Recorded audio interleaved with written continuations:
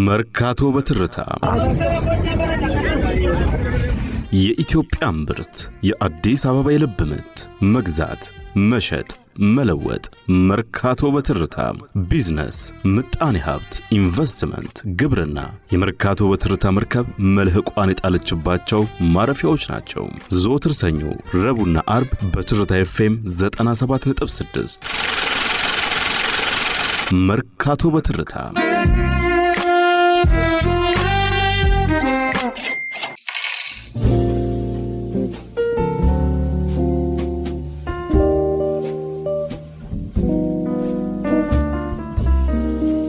ሰላም ጤና ይስጥልኝ እንደምን ውላችኋል የተከበራችሁ አድማጮቻችን። ሰኞ ቀን 8 ሰዓት እስከ 9 ሰዓት ወደ እናንተ የሚደርሰው መርካቶ በትርታ ለዛሬም ለህዳር 1 ቀን 2018 አንድ ጉዳይ መርጠን ያየን እሱን በስፋት እየተወያየንበት ቆይታ ልናደርግ እኔ ንጉሱ በሪሁን በቀጥታ መስተንግዶ እንዲሁም ዋና አዘጋጁ ብሩህ ይሁን በላይ ጋር የጋራ ቆይታ የምናደርግ ይሆናል። ሐሳብ አስተያየቶቻችሁን በተለመዱት የስቱዲዮ ስልክ መስመሮቻችን በቀጥታ በመደወል ልታደርሱን ትችላላችሁ። ዛሬም እንግዲህ አንድ ጉዳይ መርጠን ከናንተ ጋር ቆይታ የምናደርግ ይሆናል። በተለይም ከቅርብ ጊዜ ወዲህ እንደምንሰማው የውጭ ባንኮች የኢትዮጵያን ገበያ ሊቀላቀሉ መሆኑ ይታወቃል። በተለይ ኢትዮጵያ ብሔራዊ ባንክ በሰኔ 7 ቀን 2016 ለሚኒስትሮች ምክር ቤት ያቀረበው የባንክ ስራ አዋጅ አዲስ ድንጋጌዎች ባንኮችን የሚመለከት የአዋጅ ማሻሻያ ውስጥ በተለይ አንደኛው የባንኮቹ ውህደት ነው። ሌላኛው ደግሞ የውጭ ባንኮች ወደ ኢትዮጵያ ገበያ እንዲገቡ የሚፈቅዱ ድንጋጌዎች ይገኙበታል። ለዛሬ ግን እንደው ጉዳያችን መነሻ ያደረግነው የሪፖርተር እንግሊዝኛ ወጥም ይዞት የወጣውን አንድ ጉዳይ መነሻ በማድረግ ነው። እሱም የውጭ ባንኮች ወደ ኢትዮጵያ ሲገቡ ማሟላት የሚገባቸው ስታንዳርድ በሚል በተለይም ቢቢቢ ወይም ትሪፕል ቢ ደረጃን ይዘው መምጣት አለባቸው የሚል መረጃን አይተናልና እዛ ላይ ሐሳቦችን እያነሳን ቆይታ የምናደርግ ይሆናል። መርካቶ በትርታ ተመልሰናል። ውድ አድማጮቻችን መርካቶ በትርታን ነው እያደመጣችሁ የምትገኙት። ብሩህ ጋር አብረን ነን። ብሩህ እንኳን ደህና መጣ። እንኳን ደህና ቆየኸኝ ንጉስ። እንዴት ነበረ ቅዳሜና እሁድ? ቅዳሜና እሁድ መልካም ነው፣ ቆንጆ ነበረ። አንተ ጋርስ? በጣም ደስ ይል ነበር። አይ መልካም። እንግዲህ ዛሬ ቀደም ብለን እንዳነሳ ነው በተለይ ባንኮች የውጭ ባንኮች ወደ ኢትዮጵያ ገበያ ሲገቡ ማሟላት የሚገባቸው ደረጃዎች በሚል በኢትዮጵያ ብሔራዊ ባንክ የወጣ መመሪያን መሰረት አድርገን ነው ቆይታ የምናደርገው። መመሪያው ምን ይላል የሚለውን እያነሳን ቆይታ እናደርግ። ጥሩ። እንግዲህ አዲሱ ረቂቅ አዋጅ በግልጽ የሚያስቀምጠው ነገር አለ። ከውጭ የሚገቡ ወደ ኢትዮጵያ የሚገቡ ባንኮች ኢንቨስትመንት ግሬድ የሚባል አለ። ኢንቨስትመንት ግሬድ ክሬዲት ሬቲንግ ቤዚካሊ ምን ማለት መሰለኝ፣ አንድ ባንክ ወደ ኢትዮጵያ ሲገባ ዓለም አቀፍ ሬቲንግ ኤጀንሲዎች አሉ። እነዛ ሬቲንግ ኤጀንሲዎች የሚሰጡ ደረጃ አለ። በዛ ደረጃ መሰረት ኢንቨስትመንት ግሬድ ሬቲንግ አነሰ ከተባለ ቢቢቢ ወይም ትሪፕል ቢ፣ ከዛ በታች አሉ ትሪፕል ቢ ማይነስ አለ፣ ደብል ቢ አለ፣ ደብል ቢ ማይነስ አለ፣ ቢ ምናምን ብሎ ከዛ በኋላ ከትሪፕል ፒ በታች ቤዚካሊ የሚባለው ጃንክ ኢንቨስትመንት የሚባለው ነው። ጃንክ ማለት የማይረባ ውዳቂ የሆነ ማለት ነው። ከዛ በላይ ያለ ግን ሬቲንግ ኢንቨስትመንት ግሬዱ ጥሩ የሆነ ይሄ ተቀባይነት ያለው አሰራር ስርዓት ያለው ተቋም ነው፣ ኩባንያ ነው የሚባለውና አሁን እዚህ ጋር የምናያቸው ጉዳዮች ምንድናቸው? መጀመሪያ እነዚህ ሬቲንግ የሚሰሩት ኩባንያዎች ሶስቱ ዓለም ላይ ያለውን 95% የመላው ዓለምን የሚል 95% የሚሰሩት ሶስት ናቸው። ስታንዳርድ ኤንድ ፑርስ የሚባል አለ፣ ሙዲስ የሚባል አለ እና ፊች የሚባል አለ። ሶስቱም የአሜሪካ ኩባንያዎች ናቸው። ስለነሱ ትንሽ አንዳንድ ሐሳቦችን እያነሳን እናያለን። እነዚህ ኩባንያዎች እንዴት ናቸው? የሚሰሩት ስራ ተአማኝነቱ እስከምን ደረጃ ድረስ ነው? ምክንያቱም በታሪክ አጋጣሚ ብዙ ጊዜ ታይቷል። በተለይ እንደ አውሮፓውያን አቆጣጠር በ2008 የነበረው የፋይናንሻል ክራይሲስ የነሱን ትልቅ ክፍተት ሜጀር የሚባል ክፍተት ያሳየ ነው። እሱንም እናያለን። ከዛ ውጪ የባዝል ካፒታል ኤንድ ሊኩዊዲቲ ስታንዳርድስ ብሎ ያስቀምጠዋል። ይሄ ደግሞ ደንብ ነው፣ አሰራር ነው። ይሄ ደግሞ ስዊዘርላንድ ቤዝ ያደረገ ባዝል ካፒታል ኤንድ ሊኩዊዲቲ ስታንዳርድስ የሚባል አለ። በተለይ 1974 እንደ አውሮፓውያን አቆጣጠር አንድ የጀርመን ባንክ ከፍተኛ ኪሳራ አጋጥሞት ከወደቀ በኋላ የዛን ባንክ ውድቀት ተከትሎ ጥበቃ የሚያደርግ አሰራር ነው ይሄ ባዝል ካፒታል ኤንድ ሊኩዊዲቲ ስታንዳርድስ የሚባለው። እና በአጠቃላይ ለኢትዮጵያ የፋይናንስ ሴክተር ምን ይመስላል የሚለውን ጉዳይ እንግዲህ እያነሳን እንመለከታለን ማለት ነው። በዋነኝነት ያው እንግዲህ እዚህ ጋር የምናየው ጉዳይ የኢትዮጵያ የባንክ ሴክተር ባንኪንግ ኦር ፋይናንሻል ሴክተር ሊሆን ይችላል። ፋይናንሻል ሰርቪስስ ለማለት አንዳንዴ ትንሽ የኛ አይመችም። ያሉት ኢንስትሩመንቶች ወይም ያሉት አሰራሮች አጠቃላይ የሆነ ፋይናንሻል ሰርቪስስን በግልጽ የሚያስቀምጥ አይደለም። ስቶክ ላይ ስንመለከት ገና በጣም ምንም ያልተጀመረ ግን ሰፊ ፖቴንሻል ያለው የስቶክ ወይም የሴኩሪቲስ ማርኬት አለ። ሴኩሪቲስ ውስጥ ካሁን በፊት እንደተነጋገርናቸው ብዙ ነገሮች አሉ። ፊውቸርስ ማርኬት አለ፣ ኦፕሽንስ አለ፣ ዴሪቬቲቭስ አለ፣ የተለያዩ አይነት የግብይት ስርዓቶች አሉ፣ ሾርት ሴሊንግ አለ፣ ፓምፕ ኤንድ ዳምፕ ምናምን የተለያዩ ነገሮች መርካቶ በትርታ ላይ ካሁን በፊት ብዙ አንስተን አውርተናል እንደዚህ አይነት ነገሮች። እና የኢትዮጵያ ቤዚካሊ የፋይናንስ ሴክተሯ በሁለት የተከፈለ ነው። ኢንሹራንስ በሶስት ልትለው ትችላለህ። ኢንሹራንስ፣ ባንክና ማይክሮ ፋይናንሶች ናቸው ያሉት። እነዚህን በምትምና ባህላዊ የሆኑ ትራዲሽናል የሆኑ አሰራሮች አሉ፣ እነ ድርና ቁብ የሚባሉት ማለት ነው። እነዚህም እንደ አንድ ፋይናንሻል ኢንስትሩመንት የምታያቸው ናቸው። በዋነኝነት ግን አብዛኛውን የኢኮኖሚ ክፍል የሚይዘው ባንኪንግ፣ ኢንሹራንስ እና ማይክሮ ፋይናንስ የሚባሉት ናቸው። እነዚህም ሲሰሩ በሩ ዝግ ነበር ማለት የውጭ ባንኮች ኢትዮጵያ ውስጥ መጥተው መስራት የሚችሉበት ምንም አይነት የህግ ማዕቀፍ ስላልነበረ በሩ ዝግ ነው። ይሄም ዓላማው ግልጽ ነው። ኢትዮጵያዊ ባንኮችን ከመጠበቅ አንጻር ፕሮቴክት ከማድረግ አንጻር ነው። ምክንያቱም ከውጭ የሚመጡት ባንኮች ይዘውት የሚመጡት የተለያየ አይነት አሰራሮች፣ የገንዘብ አቅማቸው፣ የውጭ ባንኮች ይዘውት የሚመጡት አንዳንድ እዚያ ሀገር ባዕድ የሆኑ ወይም የማናቃቸው አዳዲስ የሆኑ ሲስተሞች፣ ቴክኖሎጂዎች፣ ብዙ አይነት ነገሮች አሉ። እነዚህን ገና ሳናቃቸውና ሳንላመዳቸው ወደኛ ሀገር ቢገባ አገር ውስጥ ያለው ባንክ፣ አገር ውስጥ ያሉት የፋይናንስ ተቋማት በከፍተኛ ሁኔታ ሊጎዱ ይችላሉ ማለት ነው። ስለዚህ ኢትዮጵያን ፕሮቴክት ከማድረግ አንጻር ነው። ይህ ማለት ደግሞ ምንድን ነው? እንግዲህ እንደሚታወቀው ከ66ቱ አብዮት በኋላ ደርግ ወደ ስልጣን ከመጣ በኋላ የአገሪቷ ኢኮኖሚ የእዝ ኢኮኖሚ የሚባለው ወይም ኮማንድ ኢኮኖሚ የሚባለው ነው።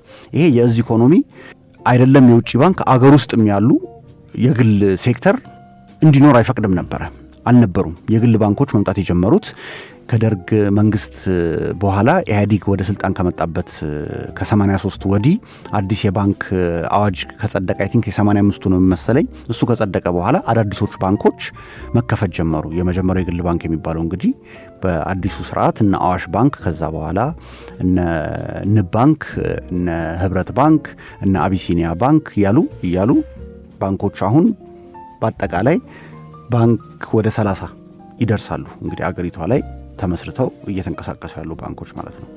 ይሄ ማለት ደግሞ ምንድን ነው?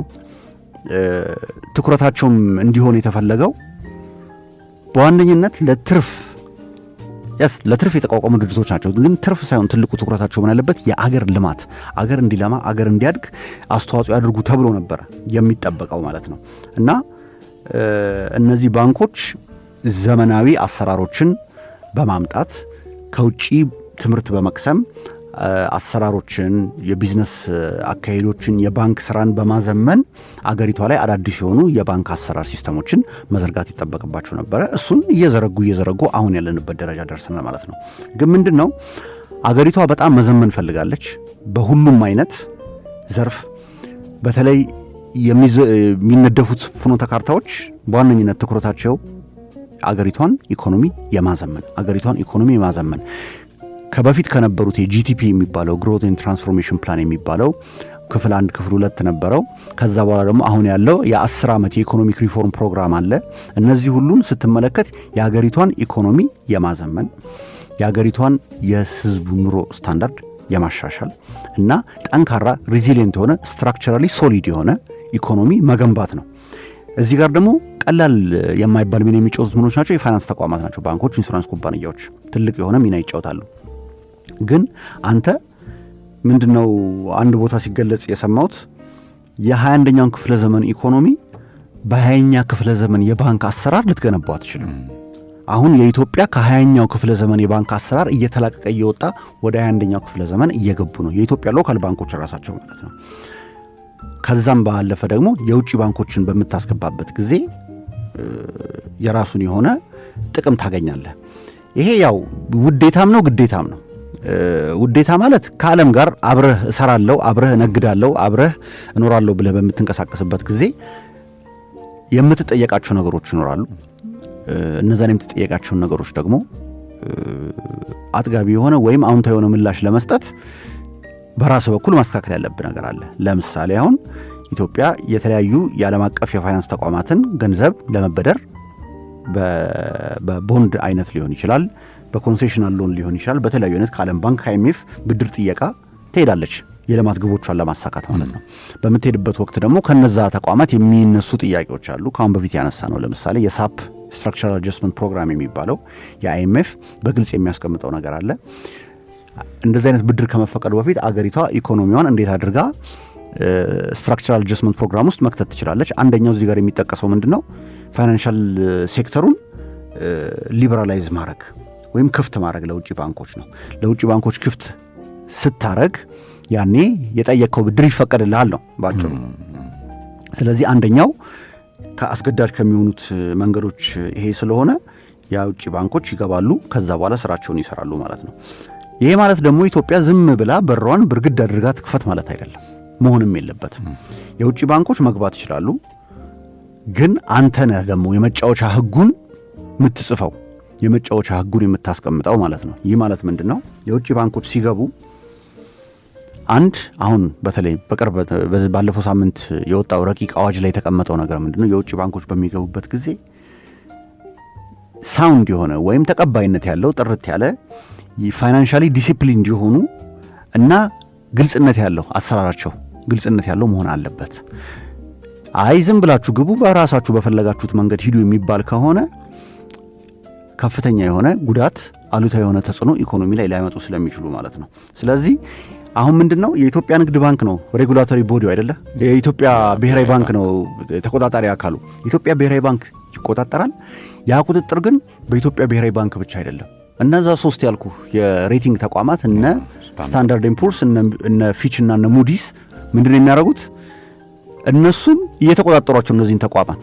ይሄ የማይረባ ተቋም ነው፣ ትሪፕል ቢ በታች ነው፣ ትሪፕል ቢ ማይነስ ነው ወይም ደብል ቢ ወይም ሲንግል ቢ ነው ብሎ ካስቀመጠው አይ እነዚህንማ አልቀበልም ማለት ትችላለህ። እነሱ በሰጡት መረጃ ማለት ነው። እነሱ ናቸው ይህንን መረጃ ለብሔራዊ ባንክ የሚያቀርቡት። ብሔራዊ ባንክ ለምሳሌ እንበልና አንድ የአፍሪካዊ ባንክ እንጥራ፣ ዜኒት ባንክ የሚባለው ወይም አክሰስ ባንክ የሚባለው ናይጄሪያ ያሉት እዚህ ሀገር መምጣት መግባት የሚፈልጉ ከሆነ አምጡ ይባላሉ። ሬቲንግ ድርጅቶች ሬቲንግ ኤጀንሲዎች ለየሰጧችሁን ግሬድ ማየት እንፈልጋለን ይባላል። እነዛ ሬቲንግ ኤጀንሲዎች ለምሳሌ ለእንትን ባንክ ለአክሰስ ለሚባለው የናይጄሪያ ባንክ ትሪፕል ቢ የሰጠው ከሆነ መግባት ትችላለህ ይሏል። አብሳ የሚባለው ባንክ ደግሞ ደብል ቢ ኔጌቲቭ ከሆነ የተሰጠው አንተን አናስገባም ድርሽ እንዳትል ቁጥርህን ስታስተካክል በአጠቃላይ ኢንቨስትመንት ግሬድህ ከፍ ሲል መተህ እዚህ ሀገር ኢንቨስት ማድረግ ትችላለህ ነው ባጭሩ ማለት ነው። ይሄ ማለት ምንድን ነው? ብዙ አይነት እንግዲህ ዋችሜን ልትለው ትችላለህ። ይሄ ጥበቃ አለ አይደለ? አንተ ቤትህን ሊሆን ይችላል፣ መስሪያ ቦታህን ሊሆን ይችላል። የሴኪሪቲ ችግር አለብኝ ብለህ የምታስብ ከሆነ ነው ጥበቃ የምትቀጥረው አይደለ? ጥበቃ ስትቀጥር እነዚህ የጥበቃ ስራ ነው የሚሰሩልህ። እነ ስታንዳርድ ኤንድ ፑርስ እነ ሙዲስ እነ ፊች ማለት ነው። ይሄንን ስራ ነው የሚሰሩልህ። እና ምንድነው ባይ ዘ ዌይ የባንኮችን ብቻ አይደለም ምንም አይነት ተቋማት ኢንክሉዲንግ ጋቨርንመንትስ መንግስታት ራሱ ሬት ይደረጋሉ። እንግዲህ ትልቁ የሚሰጠው ሬቲንግ ትሪፕል ኤ የሚባለው ነው። ትሪፕል ኤ ወይም ጎልድ ስታንዳርድ የሚሉት አለ።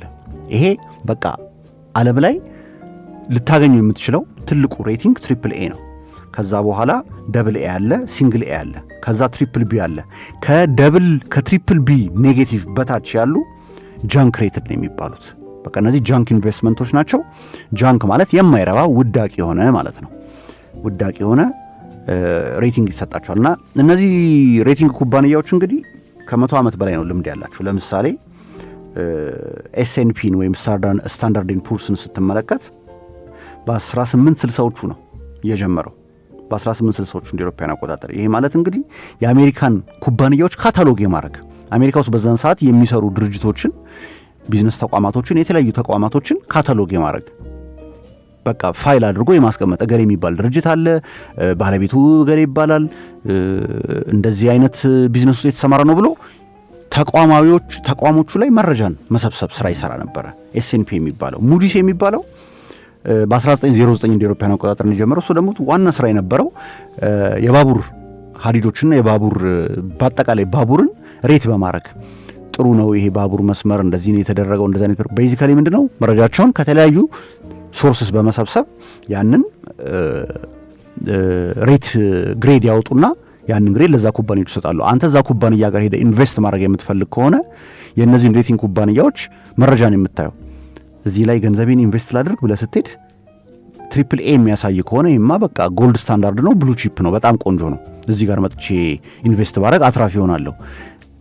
ሲንግል ቢ ላይ ያለ ኩባንያ ግን በጣም ችግር ውስጥ ስለሆነ ያለው ለምንድን ነው እዚህ መጥቼ ኢንቨስት የማደርገው? ሪስክ አለው ለቢዝነሴ ለገንዘቤ ልከስር እችላለሁ። ከትሪፕል ቢ ማይነስ በታች ያሉ ደግሞ እንደ ዲ ግሬድ የሚሰጣቸዋሉ። ፌልድ ስቴቶች በቃ ለመክሰር ጫፍ ላይ ያሉ ኩባንያዎች እንደዛ አይነት ግሬድ ይሰጣቸዋልና በአጭሩ እነዚህን ስራዎች የሚሰሩት ከዛ ፊችም እንደዛው በ1913 ሶስተኛው እንግዲህ ፒላር በቃ በሁለት አይቆምም ይባላል አይደለ? አንዳንዴ በሶስት የሚቆመው ሲባል ሶስተኛውን ደግሞ ሚዛን እንዲደፋልህ ማለት ነው። ፊች መጣ እና እነዚህ ኩባንያዎች ለ100 ዓመት የነሱ አገልግሎት ከ100 ዓመት በላይ የነሱ አገልግሎት በጣም ኢምፖርታንት ትልቅ ቦታ የሚሰጠው ሆኖ ነው የሚታየው። ፔንሽን ፋንዶች ለምሳሌ የጡረታ ፈንዶች አሁን አንተ ከደሞዙ የጡረታ ይቆረጣል አይደል? ያ ጡረታን ማኔጅ የሚያደርግልህ አንድ ፈንድ ይኖራል። ያ ፈንድ ያንተን በጣም በርካታ ገንዘብ የሚሰበስቡ በኢትዮጵያ ውስጥ ያሉ ሰራተኞችን የጡረታ ገንዘብ የሚሰበስበው ተቋም ከዛ በኋላ አንተ ጡረታ በወጣ ጊዜ በየወሩ እንደ እንትን እስከ ሆነ ያህል ጊዜ ድረስ ይከፈላል። እንግዲህ ያ የጡረታ ገንዘብ እነዚህ ፈንዶች ምን ያደርጋሉ? ባንኮች ኢንቨስትመንት ባንኮችን ይቀጥራሉ። የተለያዩ ተቋማትን ሄጅ ፋንዶችን ይቀጥራሉ። እነሱን ቀጥረው ገንዘቤን ማኔጅ አድርግልኝ፣ አትራፊ አድርግልኝ። አሁን አንተ በየወሩ ከደሞዝ የምትቆረጥ የሆነች ፐርሰንት ከመንግስት የምትቀመጥ የሆነች ፐርሰንት አለች አይደለ? እሷ ተደምራ ነው እየተቀመጠች ለጡረታ የምትከፈል። ያ ግን ምንድነው ሞር እንዲሆንልህ አንተ ለምሳሌ ጡረታ በሚያልቅበት ጊዜ ዛሬ ባለው በሚቀጥለው 10 ዓመት ውስጥ በምታገኘው ደሞዝ ጭማሪ አስልተህ ለምሳሌ በየእንትን ዓመቱ የ20% ወይም የ15% ደሞዝ ጭማሪ ባገኝ ቁጭ ብለህ ካልኩሌሽን ብትሰራው ልታመጣው ትችላለህ። ይሄን ያህል ብር ተጠራቅሞ ይጠብቀሃል ይላል፣ ይነግራል። አሁን ቻት ጂፒቲን ብትጠይቀው ኦር እነዚህ ኤአይ ቱሎችን ብትጠይቃቸው አሁን የማገኘው ገንዘብ ይሄናል ነው፣ በየዓመቱ ያ እንደው እንበልና የ15% ደሞዝ ጭማሪ ይኖረኝ፣ ከደሞዜ ፔንሽን ይሄን ያህል ይቆረጣል፣ ይሄን ያህል ተቆርጦ መጨረሻ ላይ እና መንግስት ይሄን ያህል ኮንትሪቢዩት ያደርጋል ለፔንሽኔ፣ በአጠቃላይ ተቀምጦ መጨረሻ ላይ ጡረታ የሚወጣበት እድሜ ይሄ ነው፣ አሁን እድሜ እንደዚህ ነው፣ ስንት ገንዘብ ተቀምጦ ይጠብቀኛል የሚለውን ነገር መጠየቅ ትችላለህ። በ15 ማክሲመም 15 ወይም 10 ሰከንድ ውስጥ መልሱን ይሰጣል። ብሯን ታያተና ግን እቺ ብር ትንሽ ናት ትላለህ። እቺ ብር ትንሽ ስለምትመስል ነው እነዚህ ሄጅ ፈንዶች እነዚህ ግዙፍ ኢንቨስትመንት ባንኮች መጥተው ይሄን ያህል ትልቅ ብር ስላለ እኛ እናማክርህና የት ኢንቨስት ማድረግ እንዳለብህ እናሳይ ይላል። ለምሳሌ በኢትዮጵያ ኬስ ስንወስደው የኢትዮ ቴሌኮምን ሼር ቢገዙ ከጡረታ ላይ ከሚቀመጠው ገንዘብ የኢትዮ ቴሌኮምን ሼር ብትገዛበት ካሁን ጀምረ ያኔ በዚህን ያህል ሚሊዮን ብር ልታገኝ የምትችልበት ኦፖርቹኒቲዎች አሉ ብሎ ይነግራል። ይሄን የሚነግሩ ማነው? ኢንቨስትመንት ባንኮች፣ ፋይናንሻል አናሊስቶች፣ ሄጅ ፋንዶች በተለይ በጣም ትልልቅ ገንዘቦችን ማኔጅ የማድረግ ስራ ነው የሚሰሩት። አሁን የኢትዮጵያ የጡረታ ፈንድ በጣም ብዙ ነው። በጣም ብዙ ነው፣ ትልቅ ነው። የሁሉ ሰራተኛ የመንግስት ድርጅት የግል ድርጅት ውስጥ ያሉ ሰራተኞችን ከጡረታቸው የሚቀመጠውን ገንዘብ ይዞ የሚያስተዳድረው ተቋም ነው። ይሄ ደግሞ ይነሳና ነገ የኢትዮ ቴሌኮምን ወይም የኢትዮጵያ አየር መንገድን ስቶክ ብገዛ እና እያንዳንዳችን ባለን የገንዘብ መጠን ስቶክ ቢገዛልን ምን ያህል የሚለውን ነገር ካልኩሌት ይደረግና ይሰራሉ። ይሄ ሁሉ ከምንድን ነው የሚነሳው? ከሬቲንግ። ያ ሬቲንግ የተሰራበት ድርጅት ያ ተቋም እንዴት አድርጎ ነው የኔን ገንዘብ ማኔጅ የሚያደርገው? ትሪፕል ኤ ሬትድ ከሆነ በጣም ጎበዞች ናቸው እነዚህ። ትሪፕል ኤ ሬትድ ከሆኑ በቃ የኔን 100 ብር 1000 ብር ያደርሱልኛል፣ የኔን 100 ብር 100,000 ብር ያደርሱልኛል። አይ ዝም ብሎ ነው የምትል ከሆነ ደግሞ የአንተ 100 ብር ወርዳ ኪሳራ በዜሮም ልታስወጣ ትችላለች ማለት ነው። ለዛ ነው እነዚህ ሬቲንጎች በጣም የሚፈለጉት ኢምፖርታንት የሆኑት። ለዛም ነው ፔንሽን ፋንዶች፣ ኢንሹረሮች እና ሌሎች ባንኮች ራሳቸው ይሄንን በአትኩሮት የሚያዩት እና ደግሞ ኢንቨስት ማድረግ የሚፈልጉት ኢንቨስትመንት ግሬዳቸው በጣም ከፍ ያለ ተቋማት ላይ ነው ማለት ነው። አሁን ምንድን ነው ጥንቃቄ ደግሞ በጣም ያስፈልጋል። እዚህ ጋር ትልቁ ጥንቃቄ ምንድን ነው? በሶስት ተቋም ላይ ዲፔንድ ማድረግ ከባድ ነው። ሶስት ተቋማት ስህተት ሊሰሩ ይችላሉ አይደለ? ግጥም አድርገው ሰርተው ያውቃላ። ትልቁ ማሳያ የሚሆነው አንድ ዶኩመንተሪ ፊልም ነበረ ኢንሳይድ ጆብ የሚል ኢንሳይድ ጆብ 2010 ላይ የወጣ ዶኩመንተሪ ነው እና የ2008 የአሜሪካ የፋይናንስ ክራይሲስ ሲመጣ የሬቲንግ ኤጀንሲዎችን ትልቅ ክፍተትና ትልቅ ውድቀት ያሳየ ነው። ትልቅ የሰሩትን ስህተት ያሳየ ነው። ለምሳሌ በዛን ጊዜ እንግዲህ ሚዲያዎችን ተከታትለህ የነበረ ከሆነ ሁለት ባንኮች በተደጋጋሚ ስማቸው ይጠቀሳል። ሊማን ብራዘርስ የሚባለውና ቤር ስተርንስ የሚባል ሁለት ባንኮች ስማቸው በተደጋጋሚ ይጠቀሳል። ሊማን ብራዘርስ በወቅቱ እንግዲህ የአሜሪካ ውስጥ ካሉት ኢንቨስትመንት ባንኮች አራተኛ ግዙፍ ኢንቨስትመንት ባንክ ማለት ሊማን ብራዘርስ ነው። ከሱ በላይ ቲንክ ጎልድመን ሳክስ፣ ሜሪል ሊንች፣ ዌልስ ፋርጎ ምናምን ናቸው መሰለኝ። አራተኛ ደረጃ ላይ የሚቀመጠው ሊማን ብራዘርስ ነበረ። ሊማን ብራዘርስ የነበረው ሬቲንግ ኤ ነበረ። ከ6 ቀን በኋላ ግን ወደመ ባንኩ። ከ6 ቀን በኋላ ሬቲንጉ ስንት ነበር አልኩ? ኤ ነበረ። በተለይ ስፔሲፊካሊ ሌላኛው ደግሞ ዎል ስትሪት ላይ በጣም የሚታወቀው ቤር ስተርንስ የሚባል ባንክ ነበረ። ይሄም በተመሳሳይ ኤ ሬቲንግ ነበረው። ከሳምንት በኋላ እሱም ወደቀ። ይሄ ትልቅ አስደንጋጭ የሆነ በጣም በወቅቱ ምንድነው የተካሄደው ተብሎ የሚጠየቅ ጥያቄ ተነስቶ ነበር። በዋነኝነት ምንድነው ሞርጌጅ ባክድ ሴኩሪቲስ የሚባል ነገር አለ። ሞርጌጅ ማለት እንግዲህ ለቤት ትበደራለህ፣ ከዛ በሚቀመጥልህ የክፍያ ስትራክቸር መሰረት የቤትህን ባንክ ላይ ያለህን ዕዳ ትከፍላለህ እና የሞርጌጅ ባክድ ሴኩሪቲስ ነበራቸው። የእነሱ ፋይናንሻል ኢንስትሩሜንቶች በጣም ውስብስብ ያሉ ናቸው። በጣም ኮምፕሊኬትድ ናቸው። ሲዲኦስ የሚሏቸው አሉ፣ ክሬዲት ዲፎልት ስዋፕስ፣ ኮላተራላይዝድ ዴት ኦብሊጌሽንስ ምናምን የሚሏቸው ብዙ አይነት ማለት የሆነ ነገርን ለመስራት የሆነ ነገር አለ፣ የሆነ ነገርን ለመስራት የሆነ ነገር አለ። የእኛ አሁን እሱ ጋር ይገባል እያልኩ አይደለም፣ ገና ነው። ሕፃን ልጅን የምታበላውና አዋቂ ዕድሜ ላይ ያለ የሚመገበው ይለያያል አይደለም። የእኛ እንደ ሕፃን ልጅ አስበውና ይሄ እንደ ቤቢ ፎርሙላ እንደ ይሄ በዱቄት በወተት በጥብጠህ እንትን የምታረጋቸው ንጥረ ነገሩ አለው። ግን ያ ልጅ መጀመሪያ በእግሩ እንዲራመድ፣ ከዛ በኋላ ዳዴ የሚል ከሆነ ከዳዴ ተነስቶ በእግሩ መራመድ፣ ከዛ መሮጥ፣ ከዛ በኋላ ቀስ ብሎ እኮ ብስክሌት ይሞክራል እያለ ይላል። እነዚህ ናቸው እንግዲህ አስተዳደግ አይደለ? የኛም እንደዛ ነው። እነዚህን ያሉትን እዛ ያሉትን እነዛ ወሰብሰብ ያሉ አንደኛውን የሆነኛው ባንክ ሲገዛ የሚገዛቸው ነገሮች አሉ። ያንን ክሬዲት ሲገዛ በስተጀርባ በሆነ ነገር ኢንሹር ይደረጋል። ያ ኢንሹራንስ ካምፓኒ ደግሞ ሌላ ቦታ ላይ እንደዚህ ሼር ይገዛል። ላይክ መረብ ነው፣ በቃ ውስብስብ ያለ መረብ ነው። ስፔሲፊካሊ 2008 ላይ እነዚህ ሁለት የፋይናንስ ተቋማት ቤር ስተርንስ እና ሊማን ብራዘርስ ይሄ ሞርጌጅ ባክድ ሴኩሪቲስ ቤዚካሊ ያ ኤ ሬቲንግ ኖሯቸው ማለት ነው። ወርዝለስ ማለት የማይረባ በቃ የሚጣል ተብሎ ተወስዶ ነበረ። ለዛም ነው በእነዚህ ሁለት ባንኮች ጋር በተፈጠረ ሜጀር ፕሮብለም ከዛ በኋላ እየተያዘ ሌሎች ባንኮችና ኢንሹራንስ ኩባንያዎች ጋር እየተጋባ ሄዶ በአጠቃላይ እንግዲህ በዛን ጊዜ የነበረው ቀውስ ከ10 ትሪሊየን ዶላር በላይ ሀብት ሉዝ እንዲደረግ አድርጓል።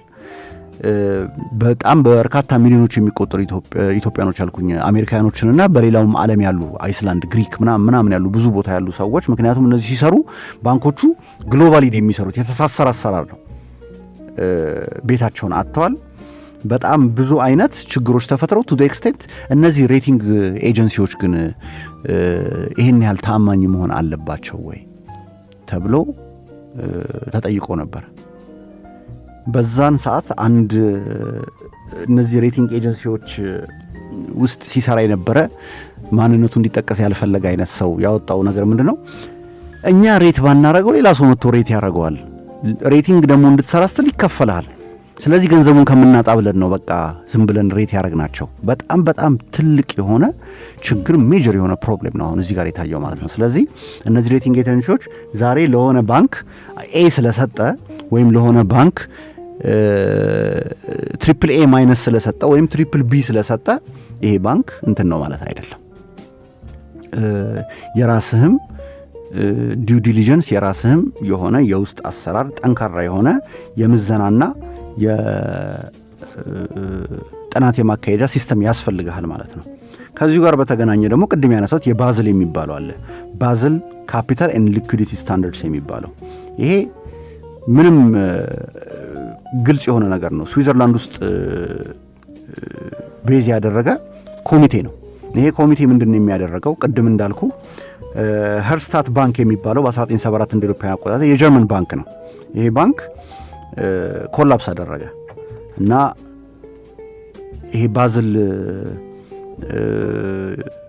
ኮሚቴው የተቋቋመው ወይም የባዝል ካፒታል ኤንድ ሊኩዊዲቲ ስታንዳርድስ የሚባለው የተጀመረው ተመሳሳይ ክራይሲስ ወደፊት እንዳያጋጥም ዩኒቨርሳል የሆነ ሁሉንም የሚገዛ የሴፍቲ ህግ ያስፈልገናል ብለው ነው ከዛ በኋላ ያስቀመጡት።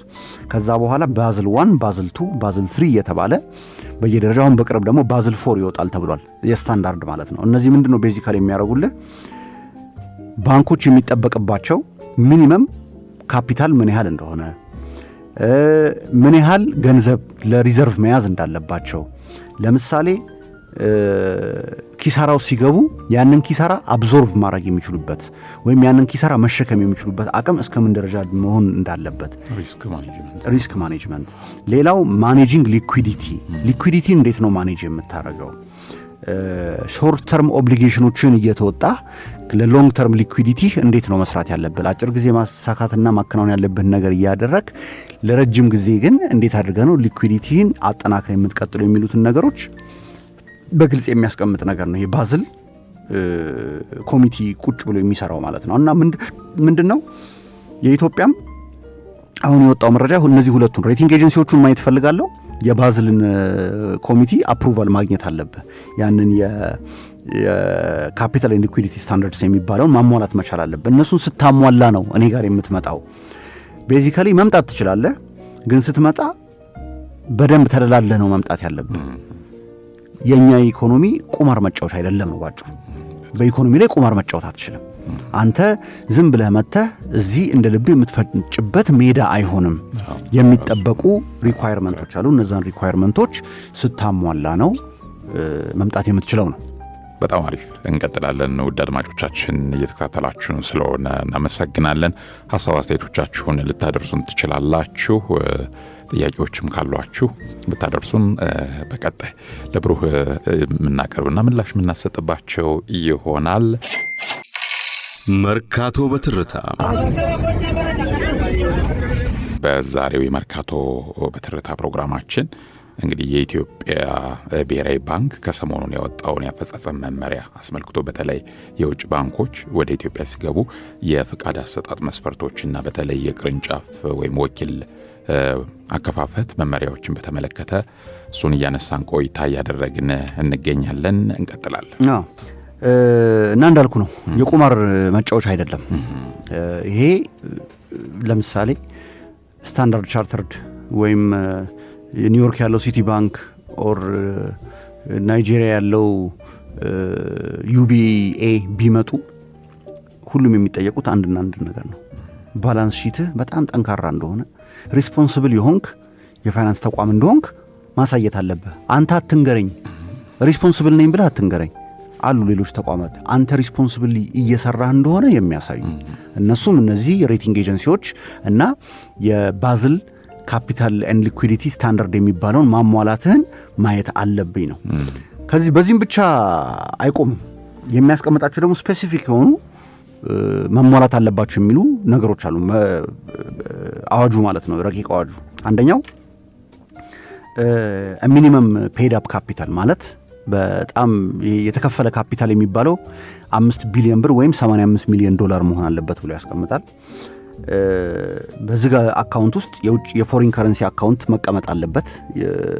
ስፔሲፋይ ያልተደረገ ፎሪን ከረንሲ መጠን መቀመጥ አለበት እና የቦርድ አወቃቀሩ የእነዚህ ባንኮች 1/3 ኢትዮጵያኖች መሆን አለባቸው ብሎ የሚያስቀምጠው ነገር አለ እና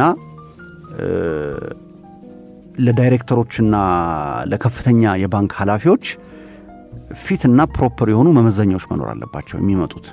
አሁን ብዙ ጊዜ ያጋጥማል። አንዳንድ በተለይ እንደዚህ እርሊ የሚከፍቱና ሬጉላተሪ አሰራራቸው አፍሪካ ውስጥ ታይቷል። እነሱን ምሳሌዎች እናነሳለን።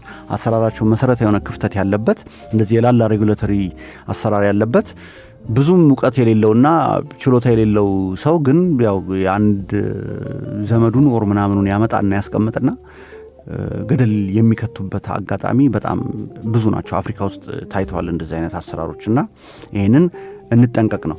አንዳንድ ሰዎች ቢሮክራሲ ማብዛት ነው ምናምን ሊባል ይችላል። ይህ ቢሮክራሲ ማብዛት አይደለም። ይሄ ዲው ዲሊጀንስ መስራት ነው። ዲው ዲሊጀንስ ማለት አንተ እንበልና የሆነች ፍራንክ አገኘ፣ ያቺን ፍራንክ ኢንቨስት ማድረግ ትፈልጋለህ። ኢንቨስት ማድረግ ስትፈልግ መጀመሪያ መጥቼ እኔ ንጉሱ በቃ እኔ ስጠኝ፣ እኔ እንዴት አድርጌ ይህንን ገንዘብህን በአጭር ጊዜ ውስጥ 3 እጥፍ እንደማሳድግልህ እኔ የማውቀው ስልህ አንተ ዝም ብለህ ሰጠኛለህ ብሩ ምንድን ነው የምታደርገው? ስለ እኔ ታጠናለህ። ማነህ አንተ? ልምድህ ምንድን ነው? ከአሁን በፊት እንደዚህ አይነት ገንዘብ ወስደህ ሰርተህ ታውቃለህ ወይ? ስትሰራ ምን አይነት ሲስተም ነበር የተከተልከው? ኮራፕት ነህ? ጥርት ያለን በንጽህና ነው የምትሰራው? በምትሰራበት ጊዜ ጥንካሬ እንዴት ነው? እውቀትስ ምን ይመስላል በጉዳዩ ላይ? አንተ የኔን ብር ወስደህ ኢንቨስት በምታደርግበት ጊዜ እንዴት ነው እያለው እነዛ ሁሉ ጥያቄዎች ጭንቅላት ውስጥ ይመጣሉ እንጂ አንስተህ አንተ ዛሬ 1 ሚሊዮን ብር ካገኘ 1 ሚሊዮን ብሩን አንስተህ አስጠኝ። እኔ ግን ልጠይቅህ እችላለሁ መጥቼ ሰማዋ ንጉሱ 1 ሚሊዮን ብር አለው ስባል አፈላልጌ ንጉሱ አንድ ነገር ልንገርህ፣ እኔ እንዴት አድርጌ አንተን ብር 3 እጥፍ እንደማሳድገው አውቃለሁ። እንዴት ሎተሪ ገዛበታለሁ ብለህ ምን ትለኛለህ? ቀልደኛ ነህ ትለኛለህ። እንደው ምንድን የሚባለው the odds of winning the lottery is less than you being hit by a car ይባላል አይደል? በመኪና የመገጨት እድልህ በጣም ሰፊ ነው ሎተሪ ከማሸነፍ የሚባል አባባል አለ። ፈረንጆቹ ብዙ ጊዜ እንደዛ ይላሉ።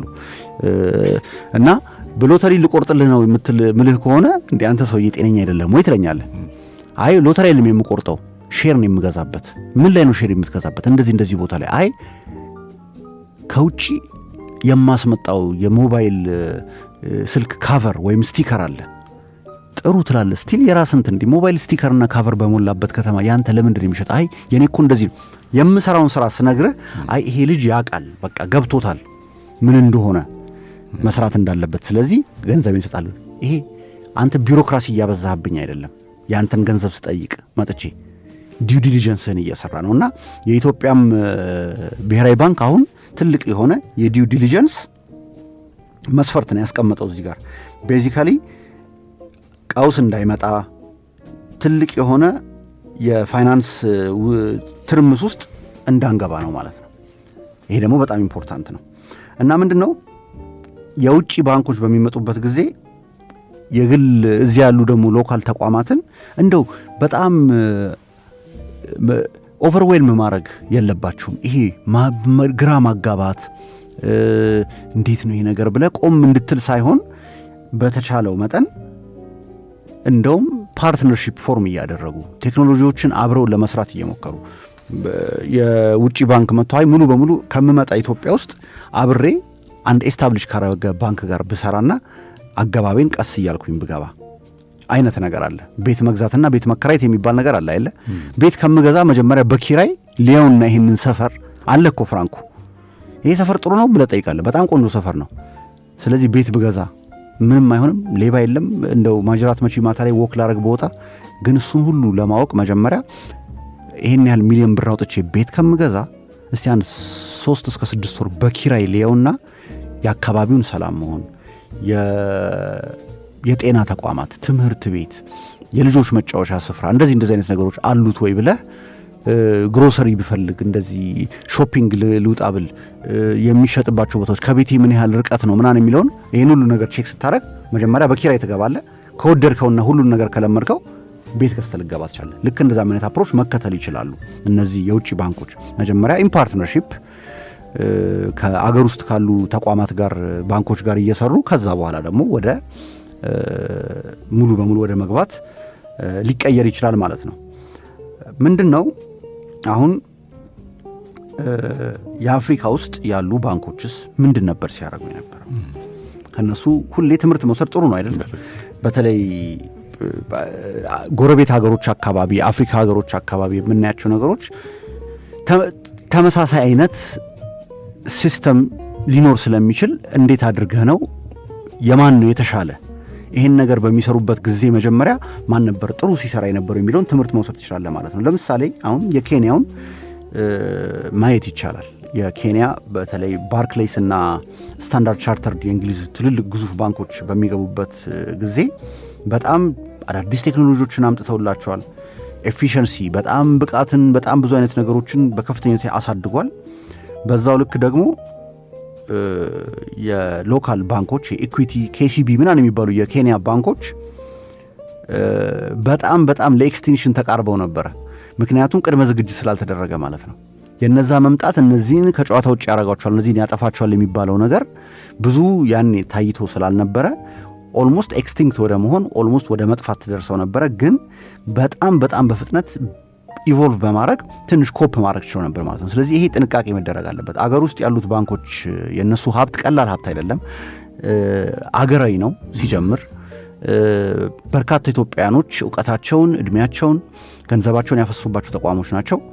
አንድ የውጭ ባንክ መጥቶ ነገ ውጧቸው ዜሮ ሊያስገባቸው አይገባም። ስለዚህ ይሄ አንድ ሊታይ የሚገባ ጉዳይ ነው። ሌላኛው የናይጄሪያ ኬዝን ማየት እንችላለን። ናይጄሪያ ደግሞ ምንድን ነው 2009 ላይ ሪፎርም አደረጉ ከክራይሲስ በኋላ እንጂ በጣም ትልቅ የሆነ የኮረፕሽን ችግር ነበረ የናይጄሪያ ፋይናንሻል ሰርቪስ ውስጥ። የውጭ ባንኮች በሚገቡበት ጊዜ ከፍተኛ የሆነ በሙስና ውስጥ የመዘፈቅ ነገር ታይቶ ነበረ። ይሄም አንድ ጥንቃቄ ሊደረግበት የሚገባው ነው። ከሁሉም ደግሞ በጥሩ የምትነሳው በደካማ አሰራር የምትነሳው ጋና ናት። ይሄ ማለት በጣም በጣም ደካማ የሆነ የቁጥጥር ስርዓት የነበረበት ሀገር ስለነበረ በተለይ የፋይናንሻል ሰርቪሱን የፋይናንሻል ሴክተሩን በሚመለከት በጣም በመቶዎች የሚቆጠሩ የማይክሮ ፋይናንስ ተቋማት ኮላፕስ አድርገው ነበረ በ2010 መጀመሪያዎቹ አካባቢ። ቢካዝ ተቆጣጣሪ ስርዓቱ ችግር አለበት። የውጭ ባንኮች ገቡ፣ ደብዛቸውን አጠፏቸው። ይሄም አንድ መታየት ያለበት ነው። የኢትዮጵያ ግን ትምህርት ብትወስድ ተብሎ የሚነሱ አገሮች መሀል በዋነኝነት የምትጠቀሰው ሩዋንዳ ናት። ሩዋንዳ በጣም ጥሩ ተሞክሮ ያለበት ሀገር ነው። ለተወሰኑ ባንኮች ነው የከፈተችው። ዝም ብላ በሯን በርገድ አድርጋ ገርበብን ያደረገችው ለተወሰኑ ባንኮች ከፈተች። ከዛ በኋላ እነዛ ባንኮች ደግሞ ጠንካራ የሆነ ኦቨርሳይት ሬጉሌሽን ታካሂዳለች። የሀገሪቷ ማዕከላዊ ባንክ በጣም ከፍተኛ የሆነ ቁጥጥር ያደርጋል። ከዛም ባለፈ ሁኔታ ስቴብል የሆነ ፋይናንሻል ሲስተምን ዘርግተዋል። የነሱ ጥሩ ትምህርት የሚወሰድበት ነው ማለት ነው የሩዋንዳ። የእኛም ደግሞ አሁን ይህንን በሚመለከቱ ባለሙያዎች ሲታይ ተመሳሳይ አፕሮች ነው እየተከተለ ያለው። የነ ናይጄሪያንም የነ ኬንያንም አይነት ሳይሆን ሞር የሩዋንዳን የሚመስል አይነት አፕሮች እየተከተሉ ነው ብለው የሚናገሩ አሉ። ስለዚህ ምንድን ነው አንተ አገር ውስጥ የሚመጡ ባንኮች ሬት ተደርገው ይምጡልኝ የምትል ከሆነና በርን ከከፈትክ የውጭም አገራት ደግሞ እንደ አንተ ውስጥ ያሉትን ባንኮች ሬት ይደረጉልኝ ማለቱ አይቀርም። ይህ ማለት የናይጄሪያ ባንክ ሲመጣ እኔ ብቻ ነኝ እንደ ሬት ተደርጌ የምሰራው ኢትዮጵያ ውስጥ ያሉ ባንኮች ስለምን ሬት የማይደረጉት የሚል ጥያቄ ሊያነሱ ይችላሉ። የማይቀር ጥያቄ ነው። ዊች ሚንስ ንግድ ባንክም አዋሽ ባንክም እና አቢሲኒያ ባንክም እና እናት ባንክም እነ ቡና ባንክም ሬት ይደረጋሉ ማለት ነው። በእነዚህ 3 የሬቲንግ ኤጀንሲዎች። አሁን እዚህ ጋር ነው ዙሩ የሚከራው። የኛ ባንኮች ለዚህ ራሳቸው ማዘጋጀት አለባቸው። ለዚህ ራሳቸውን ሲያዘጋጁ ግልጸኝነት፣ ትራንስፓረንሲ፣ ኢንተርናል ኦዲታቸውን በጣም ጥርት የማድረግ ቱ ዘ ኤክስቴንት ኢትዮጵያ ብሔራዊ ባንክ ራሱ ሬት ሊደረግ ይችላል። በነ ስታንዳርድ ኤንድ ፑርስ፣ በነ ሙዲስ፣ በነ ፊች ሬት ሊደረግ ይችላል። ተቆጣጣሪው አካል ራሱ በደንብ መቆጣጠር የሚችልበት አቅም አለ ወይ ብሎ ሬት ሊያደርገው ይችላል። ስለዚህ አስቀድመን ሆምወርካችንን መስራት መቻል አለብን። እዚህ ያለው ሆምወርክ ቀድሞ የሚሰራ ከሆነ አንተ የውጭ ባንኮችን ካፒታላቸው ጥሩ ነው፣ ቴክኖሎጂ፣ እውቀት፣ ብዙ ነገር ይዘው ይመጣሉ ብለህ ታስባለህ። መጀመሪያ እዚህ ኬንያ፣ ናይጄሪያ ምናምን፣ ደቡብ አፍሪካ ያሉ ባንኮችን ልጥራ፣ ከመካከለኛው ምስራቅ ያሉ ፓኪስታን፣ ህንድ ምናምን ያሉ ባንኮችን ልጥራ እያልክ እያሰፋ ልትሄድ ነው። ሁሉም ግን ልመጣ ነው ሲልህ አይ ሬት እንትን የተደረክበትን አምጣ። ምን አይነት ችግር የለውም አመጣለሁ፣ አንተም ጋር ያለውን ሲስተም ሬት መደረግ አለበት የሚል ጥያቄ ሊነሳ ይችላል። ስለዚህ ይሄ መጀመሪያ እንደውም ግብፅ ውስጥ መጀመሪያ 2000ዎች በኢሮፓያን አቆጣጠር 2000 አካባቢ ይሄንን ሲስተም የራሷ ባንኮች ቀድመው ራሳቸው ሬቲንግ ኤጀንቶቹ ጋር ሄደው ሬት እንደረግ ይሉ ነበር። ምክንያቱም ግልጽ ነው፣ ተከፍቷል። ስለዚህ አንተ ጥሩ ሬቲንግ ካለ ኢንቨስትመንት አትራክት ማድረግ ትችላለህ፣ ይሄ ሶሊድ የሆነ ተቋም ነው ተብለህ ልትደነቅና ልትመሰገን ትችላለህ ማለት ነው። በተመሳሳይ ሞሮኮም ይሄ ነገር ታይቷል። የገልፍ አገር በጣም በነዳጅ ከፍተኛ ሀብት ያላቸው የገልፍ አገር ኢንቨስትመንቶች ሞሮኮ የመጡት ሞሮኮ ራሷ በሬቲንግ ራሷን በደንብ አስበጥራ አሳይታ እቺ ወሳኝ ሀገር ናት፣ በጣም ጥሩ ናት ብለው እንዲያምኑባት አድርገዋል ማለት ነው። እና ኢትዮጵያም ተመሳሳይ የሆነ አሰራርን መከተል አለባት። ሌላው እነዚህን ሬቲንግ ስትመለከት በጣም ማርኬትን የመነቅነቅ በጣም ጥንቃቄ የሚፈልጉ ነገሮች ናቸው። እነዚህ እንዳልኩ ነው። ይኸውልህ 2011 ላይ የዴት ሲሊንግ ክራይሲስ አሜሪካ ውስጥ በሚፈጠርበት ጊዜ ስታንዳርድ ኤንድ ፑርስ አሜሪካን እንደ አገር ማለት ነው ከትሪፕል ኤ ወደ ደብል ኤ ፕላስ አሳንሷት ነበር። ይሄ የዓለም አቀፍን ስቶክ ማርኬቶች ነው ያናጋው። አሜሪካ የምትባለው ሀገር ስቲል እኮ ኢንቨስትመንት ግሬድ እኮ ነው፣ ስቲል እኮ ወደ ጎልድ ስታንዳርድ የቀረበ ነው። ከትሪፕል ኤ ወደ ደብል ኤ ፕላስ ነው የቀነሳት። አንድ እርከን ነው ወደ ታች የቀነሳት። ሁለት እርከን ነው ወደ ታች የቀነሳት። ሁለት እርከን የአሜሪካ ናሽናል ዴት የዶሜስቲክ ዕዳዋ በአጠቃላይ የብሔራዊ ዕዳዋ ጣሪያ ነካ አይነት ሪፖርት ከወጣ በኋላ ሬቲንግ ሰርቶ በሁለት እርከን ወደ ታች ሲያሳንሰው ሬቲንጉን የዓለም ስቶክ ማርኬት ነው የተናጋው። እነዚህ ሬቲንግ ኤጀንሲዎች የሚወጧቸው መረጃዎች አንዳንዴ በጣም ጠጠር ያሉ በጣም ከበድ ያሉ ይሆናሉ ማለት ነው። ሌላ በጣም የሚያስገርም ኤግዛምፕል ደቡብ አፍሪካ ውስጥ የተከሰታለ። በ2017 ደቡብ አፍሪካ ውስጥ ኤስኤንፒ እና ፊች አገሪቷን ዳውንግሬድ አድርገው ጃንክ አደረጓት። ጃንክ ማለት ውዳቂ ያደረጉት የአገሪቷን ሬት ማለት ነው፣ ፊች እና ኤስኤንፒ የሚባሉት። በዚህ ምክንያት የውጭ ኢንቨስተሮች ኢን ቢሊየንስ ነው ኦቨርናይት ገንዘባቸውን ያወጡት። የውጭ ኢንቨስተሮች በቢሊዮኖች የሚቆጠሩ ሀብታቸውን አወጡ። ያ ደግሞ የደቡብ አፍሪካ ራንድ በጣም በከፍተኛ ሁኔታ ወደቀ። ይሄ በምን ምክንያት ተፈጠረ ብላ ጠይቀኝ። ምን አረገች ደቡብ አፍሪካ? ምን ተፈጥሮ ነው? በዛን ጊዜ የነበሩት ፕሬዚዳንት ጃኮብ ዙማ የካቢኔ ሽግሽግ አረኩኝ አሉ። የካቢኔ ሽግሽግ ሲያረጉ በዛን ጊዜ የነበሩትን የፋይናንስ ሚኒስቴሩን ፕራቪን ጎርዲያን የሚባሉትን በቃ ብለው አሰናበቱ። እኚህ ግለሰብ ደግሞ በጣም በውጭ ኢንቨስተሮች በአገር ውስጥ ኢንቨስተሮች በጣም የሚከበሩ ሪስፔክትድ የሆኑ ግለሰብ ናቸው። በፊስካል ዲሲፕሊናቸው ይታወቃሉ እና በጣም ጸረ ሙስና የሆነ ሙስና ላይ ባላቸው ከፍተኛ ጸረ ሙስና አቋም ይታወቃሉ። እሳቸው ነው እንግዲህ ከፋይናንስ ሚኒስትርነት የተነሱት። ከፋይናንስ ሚኒስትርነት ከተነሱ በኋላ የፖለቲካ ጣልቃ ገብነት በተለይ በትሬዠሪና በፋይናንስ አካባቢ ከፍተኛ የሆነ የፖለቲካ ጣልቃ ገብነት አለ የሚባል አቋም ተያዘ። በተለይ ማርኬቱ በዛ መልኩ ነው ሪስፖንድ ያደረገው። ከዛ በኋላ ሪስፖንሲብሊ ፋይናንስ ማድረግ አትችልም፣ ማኔጅ ማድረግ አትችልም ፋይናንሷን ደቡብ አፍሪካ። በዚህ ምክንያት በቃ ከደቡብ አፍሪካ ጋር ምንም አይነት ስራ መስራት አንፈልግም አይነት አቋም ተያዘ። ይሄ ወደ ምን አመራ? እንደተባለው ከፍተኛ የሆነ ፓኒክ ፈጠረ፣ ከፍተኛ የሆነ ሾክ ፈጠረ ማርኬቱ ላይ። እነሱ አካባቢ እነ ፊች ሬቲንግ፣ ምክንያቱም ኢንቨስተር ሲመጣ መጀመሪያ ምን አይነት ሬቲንግ ነው ያለህ ብሎ ነው የሚጠይቀው።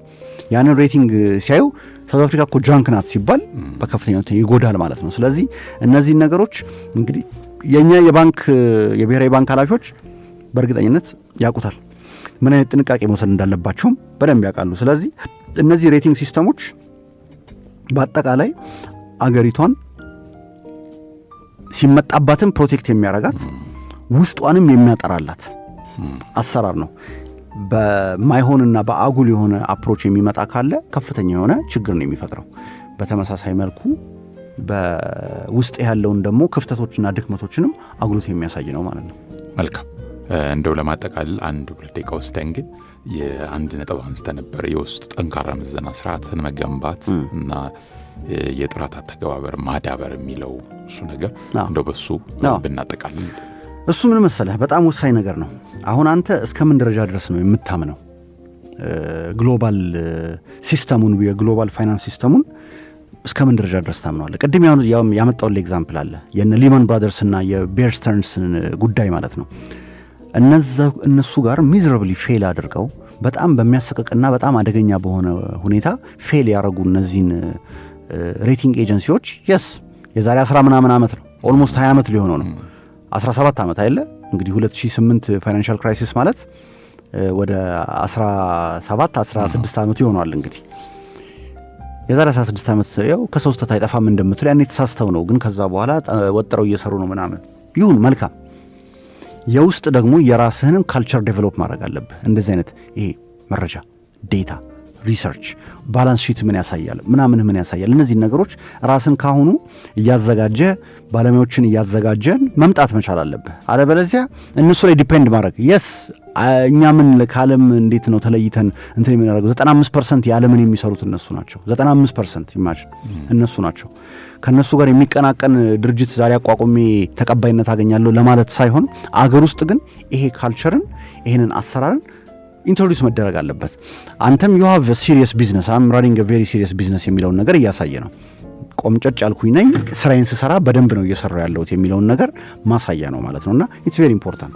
መልካም ብሩህ ይሁን በላይ ከልብ እናመሰግናለን። አድማጮቻችንም እያደመጣችሁን ስለቆያችሁ አክብሮታችን ላቅ ያለ ነው። ሮብ ደግሞ በሌላ ርዕሰ ጉዳይ እንጠብቃችኋለን። ጤና ይስጥልኝ። መልካም ቀን። መርካቶ በትርታ የኢትዮጵያ ምርት የአዲስ አበባ የልብ ምት መግዛት መሸጥ መለወጥ መርካቶ በትርታ ቢዝነስ ምጣኔ ሀብት ኢንቨስትመንት ግብርና የመርካቶ በትርታ መርከብ መልህቋን የጣለችባቸው ማረፊያዎች ናቸው። ዘወትር ሰኞ ረቡዕና አርብ በትርታ ኤፍኤም 97.6 መርካቶ በትርታ